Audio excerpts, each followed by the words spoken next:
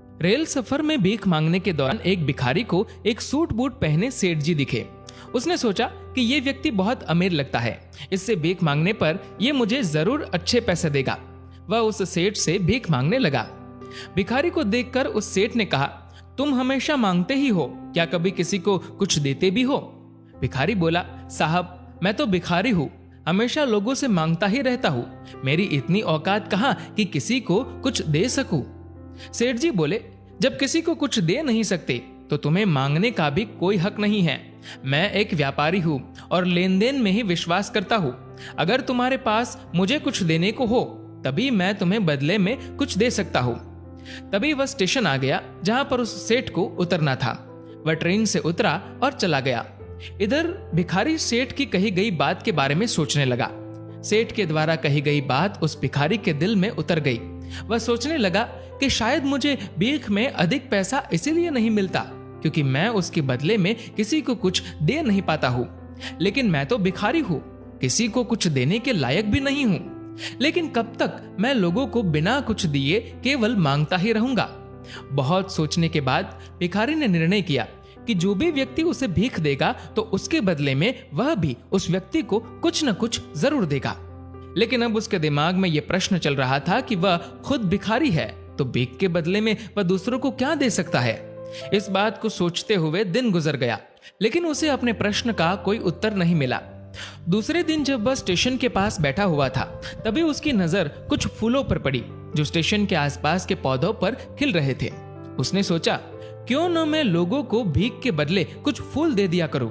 उसको अपना यह विचार अच्छा लगा और उसने वहां से कुछ फूल तोड़ लिए और वह ट्रेन में भीख मांगने पहुंचा। जब भी कोई उसे भीख देता तो उसके बदले में वह भीख देने वाले को कुछ फूल दे देता। उन फूलों को लेकर वह लोग खुश होकर अपने पास रख लेते। अब भिखारी रोज फूल तोड़ता और भीख के बदले में उन फूलों को लोगों में बांट दिया करता। कुछ ही दिनों में उसने महसूस किया कि अब उसे बहुत अधिक लोग भीख देने लगे हैं। वह स्टेशन के पास के सभी फूलों को तोड़ लाता। जब तक उसके पास फूल रहते तब तक उसे बहुत से लोग भीख देते थे, लेकिन जब फूल बांटते बांटते खत्म हो जाते तो उसे भीख भी नहीं मिलती थी। अब रोज ऐसा ही चलता रहता था। एक दिन जब वह भीख मांग रहा था तो उसने देखा कि वही सेठ जी ट्रेन में बैठे हैं, जिसकी वजह से उसे भीख के बदले फूल देने की प्रेरणा मिली थी। वह तुरंत उस व्यक्ति के पास पहुंच गया और भीख मांगते हुए बोला, आज मेरे पास आपको देने के लिए कुछ फूल है, आप मुझे भीख दीजिए, बदले में मैं आपको कुछ फूल दूंगा। सेठ ने उसे भीख के रूप में कुछ पैसे दे दिए और भिखारी ने कुछ फूल उसे दे दिए। उस सेठ को ये बात बहुत पसंद आई। सेठ जी बोले, वाह क्या बात है, आज तुम भी मेरी तरह एक व्यापारी बन गए हो। इतना कहकर फूल लेकर वह सेठ स्टेशन पर उतर गया। लेकिन उस सेठ द्वारा कही गई बात एक बार फिर से उस भिखारी के दिल में उतर गई।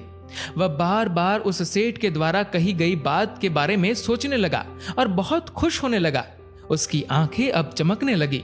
उसे लगने लगा कि अब उसके हाथ सफलता की वह चाबी लग गई है जिसके द्वारा वह अपने जीवन को बदल सकता है।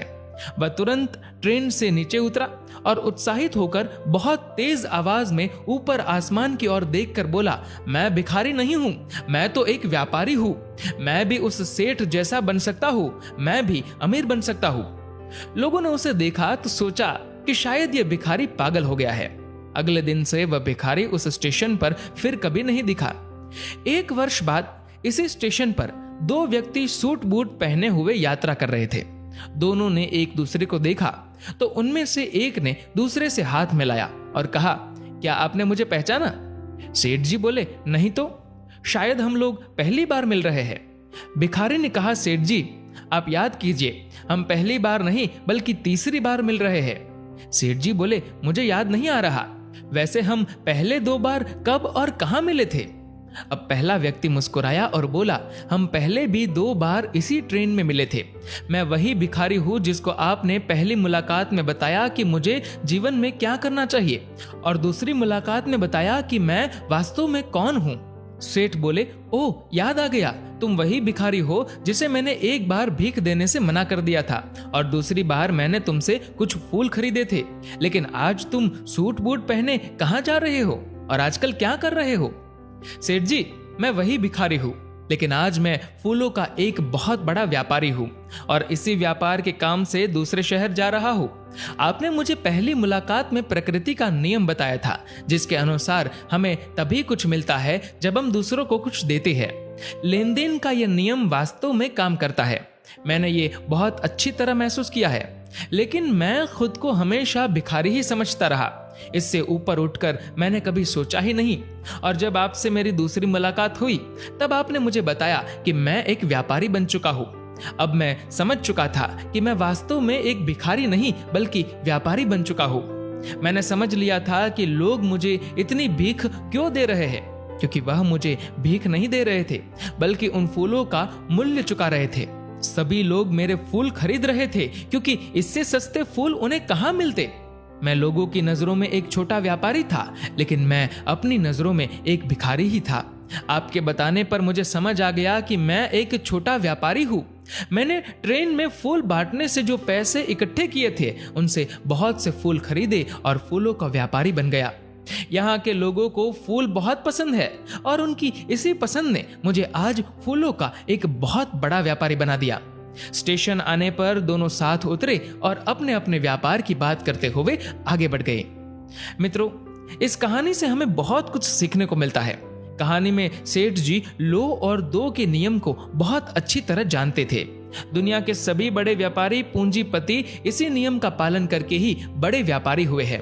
दोस्तों, इस वीडियो को लेकर आपकी क्या राय है, नीचे कमेंट करके जरूर बताएगा। और अगर वीडियो अच्छा लगा हो तो इस वीडियो को लाइक करेगा और शेयर करेगा ज्यादा से ज्यादा लोगों तक। और दोस्तों, ऐसे ही और भी इंस्पिरेशनल वीडियोस के लिए सब्सक्राइब करें हमारे यूट्यूब चैनल को और फेसबुक पर फॉलो करें हमारे पेज को।